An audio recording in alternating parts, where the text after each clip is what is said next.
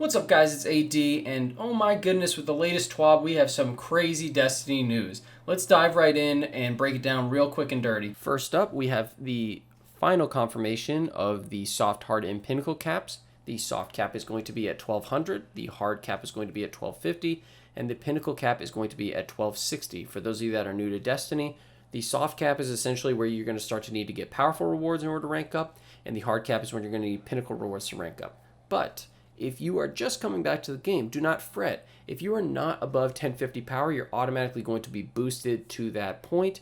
If you're already above 1050 power, nothing changes. You're just going to progress as usual. But new players, you're not going to be that far behind, so that's always good to hear. Next up is probably the biggest single change that I've seen going to Beyond Light, period. And that is the change to how powerful rewards work.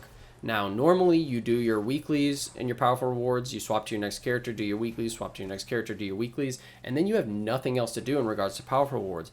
Now, they're changing it so that you can continue to run strikes, gambit, crucible, seasonal stuff, all the way up to the hard cap to get powerful rewards. That means you don't have to swap characters if you don't want to, or if you're finished with your weeklies, like I grind super hardcore. If I'm finished with my weeklies, I can just hop on my hunter. I can keep grinding strikes. I can keep grinding crucible, and I'm going to keep getting powerful rewards. This is huge in terms of progression, guys. Huge. Like, I can't overstate this, and I can't overstate this enough. Yeah, overstate this enough. I cannot overstate enough how big this is. Like, you don't have to go and delete characters. You don't have to go and make new ones. You don't have to do anything like that. You can just keep playing whatever you will actually like to play, and you will keep getting powerful rewards. That is crazy. Now, obviously, you're going to want to do your weekly bounties anyway because that is going to be the fastest progression, but this is huge. This is absolutely huge in terms of progression in Destiny. I mean, I am so happy with this. The next change is a pretty big blow to people who are stockpiling tokens, but overall I think it's a pretty good change because honestly token farming was some BS. Basically, they're nuking tokens. They're nuking them. So normally if you want to progress really fast, you have a bunch of tokens, you can just go over to shacks and give them a bunch of tokens and get gear that continues to go up until like pretty close to the power level soft cap. Now, whenever you turn in tokens, it will have a way lower power. Gear earned through token purchases will be 20 power below your current power level, and collection buybacks will be capped at 1050. So this is going to be a huge, this is going to destroy, token farming. Don't even bother, it's not even really worth stockpiling them unless you want some new Beyond Light gear.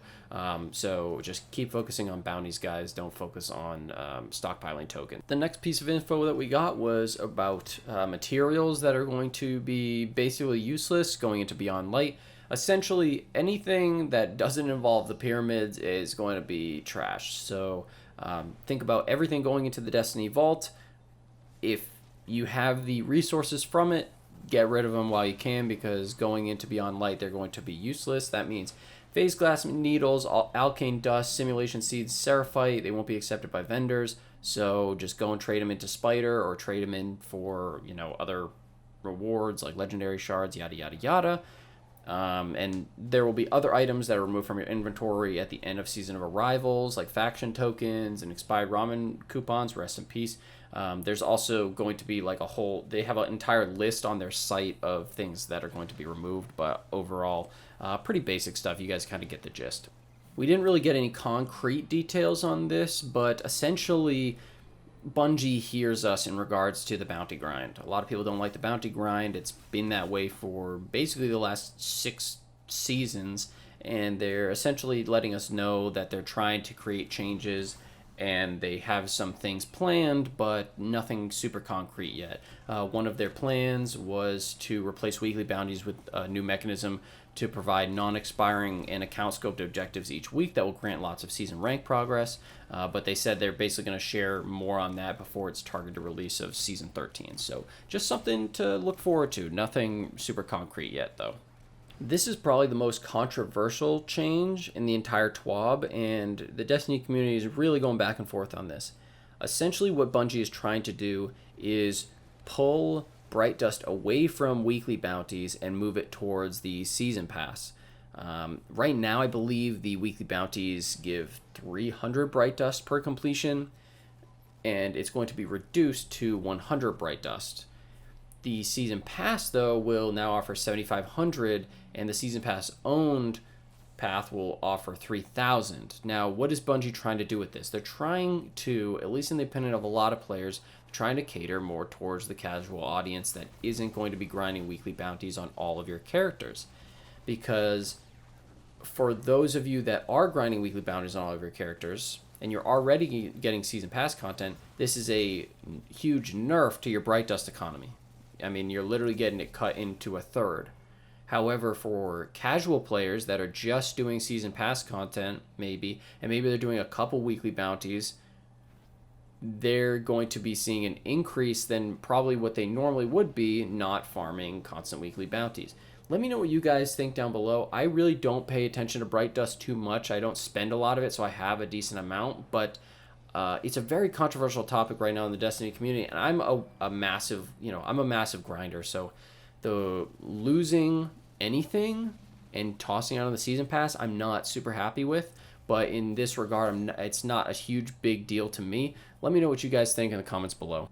Sorry, before I go into the next point, just before I was editing this, I came across this post on the Destiny subreddit where a guy actually went and seemed to calculate out the difference in Bright Dust economy. This is Albat Cross 0108 on the Destiny subreddit. I'll put it down below. All credit to him. But he basically said that in Shadowkeep we received 49,500 Bright Dust if you did all the bounties every week in a season, and in Beyond Light we're going to be getting 33,900 Bright Dust doing all bounties every week in a season. So that just seems like a straight up flat nerf, which is not ideal. I'm not really happy with that. But again, please let me know what you guys think down below, and 100% credit to that guy who actually did the math on it. Props to him. That's huge. Some changes are also coming to our boy Spider. He will no longer be selling legendary shards. It was removed because, according to Bungie, nobody was using it. Instead, he will be selling enhancement prisms for 400 legendary shards, and he's only going to be doing it 3 days a week. They want this so that people get rid of all their legendary shards, basically.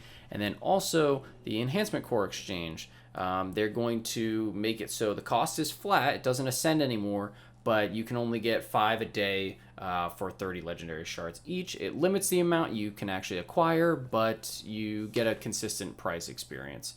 So in the end, according to them, you only play 30 shards each, which equals out to 150 legendary shards instead of the normal 310, which we're doing now. So it should be 160 legendary shards in savings for every 5 cords, according to Bungie. The final 2 changes are 1, to the sparrows. All sparrows are going to have instant summon, so if you have one that has the instant summon perk, you can go and you can pull it from the collection again and get some new perks on it. And then the last change is to the Eververse and Bright Engrams. Basically, all Bright Engrams, they'll contain all Eververse content from Season 1 to 3 seasons prior to the current season, which means if you're in the current season, you buy something, nobody's going to be able to get that for basically 3 additional seasons. So in Season 13, all content from Seasons 1 through 10 is going to be available. Hopefully you get some dope original emotes and things of that nature. But that's it for me, guys. That's all. You just saw me get my Anarchy on my first ever Scourge of the Past run. LOL. And make sure you like, comment, subscribe. Let me know what you want to see next. Adam D, out.